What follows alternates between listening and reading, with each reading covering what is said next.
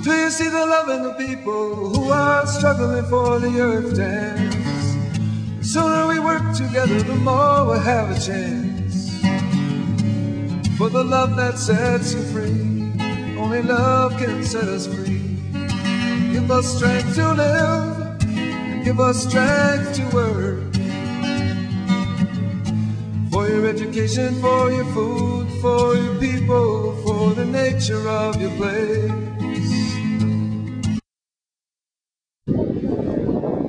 Okay, I'm here at the Niles Garden Annex, for want of a better title. Anyway, we're trying to restore this old lot. It was part of a parking lot, and it had been a house at one point, and so it's been fairly abused, agriculturally at least, and so we're trying to restore it by putting a cover crop of different seeds. We planted different seeds, and what we planted is purple hulb and black-eyed peas, crowder peas, and these are legumes. They'll put nitrogen in the soil. We had buckwheat, makes the phosphorus available, and then we put common and hairy vetch in, which are also legumes, and I think the root systems on all of these have varying degrees of possibility of putting more material in the soil, biomass. Then there's forage radishes, which are big, long, like daikons, and they go down in the soil, way down, and they penetrate, and they leave holes where water can infiltrate. And they also put a lot of carbon in the soil, organic material. Sorghum Sudan, great biomass, lots of carbon in the soil. Pearl millet, another biomass helper. And then annual rye, and the roots break up compacted soil and leave nitrogen behind for the next crop. A red clover, legumes, and more biomass. So we're doing a lot of stuff here. I'm not very sophisticated on it, but I'm just kind of doing this and passing this along as I learn. So enjoy.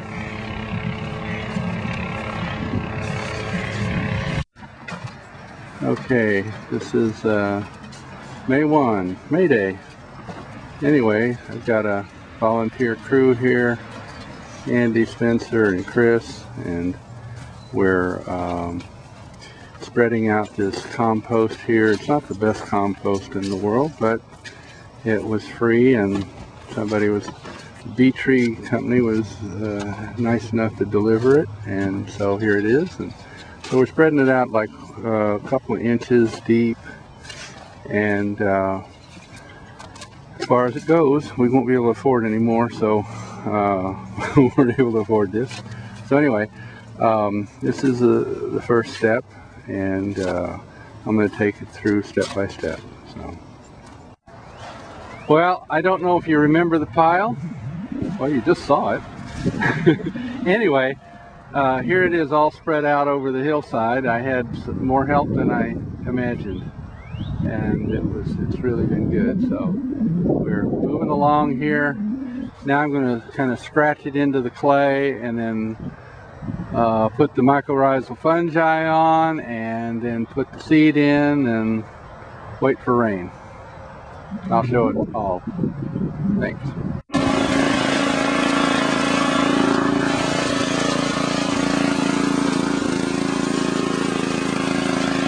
Okay, yeah, this is me tilling, and it just shows what I'm trying to do is just scratch the surface here.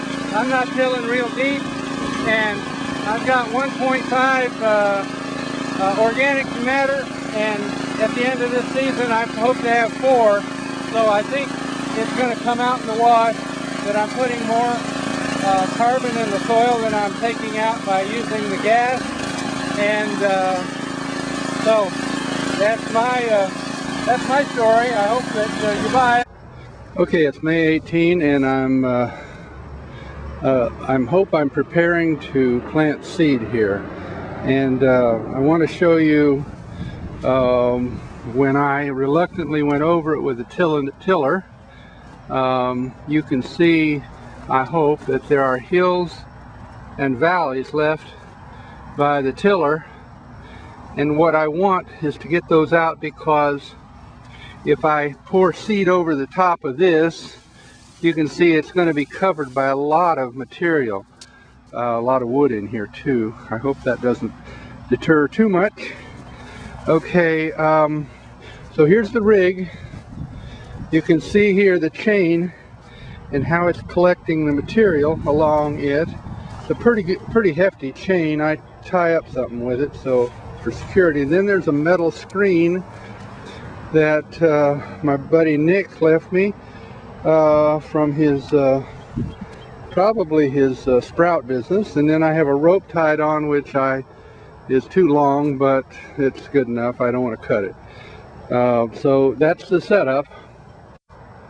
Okay, here I hope to show you how it works by actually putting it in action. I'm pulling it up the hill right now, and it's a little weight to it. I'm going to be tired when I'm done here, but you'll see how it comes across. I don't know whether you can still hear me, but there you go, it's working. Not perfect, but okay.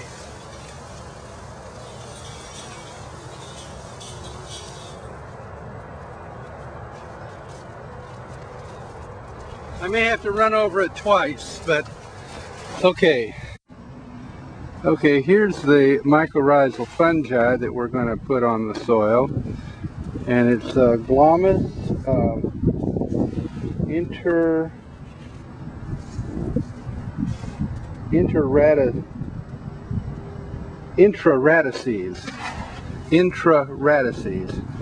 And so I've got it in a spreader, and I've got to adjust it so that it just trickles out a little bit. I want a little bit over every square inch, not much, just enough to infect the roots of the plants when we sow the seed on top of it. Okay, here's our cover crop mix. It's got a lot of stuff in it. It's got a lot of peas in it, southern peas like Crowder peas and black-eyed peas that you can see. And then it's got, there's buckwheat. No, we're going to put the buckwheat in. The buckwheat's about to come in, and it'll bring up phosphorus. And some of this stuff's going to put nitrogen in. And it's all been inoculated with bacteria to produce nitrogen, pull nitrogen out of the air and put it in the soil. I'm going to put the buckwheat in. Whoa, lots of it. Go put it all in. Thank you.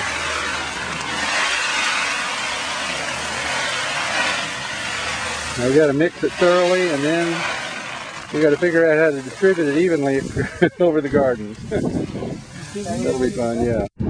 Okay, here we're sprinkling it on the ground.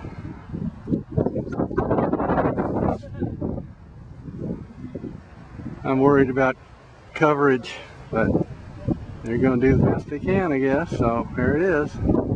Raking over the top of this stuff, hoping that we'll get enough soil on all the seeds in order for them to germinate. That's it.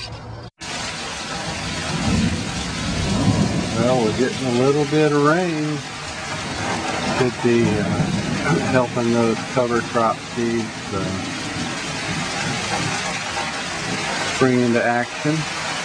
So, beautiful sound of thunder in the distance, little lightning. I love thunder.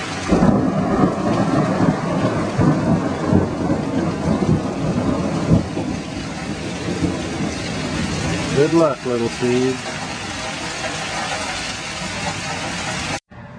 I think it's a little less than a week ago, and we planted this, and here we go. Stuff's coming up. That's great. Our cover crop is doing it.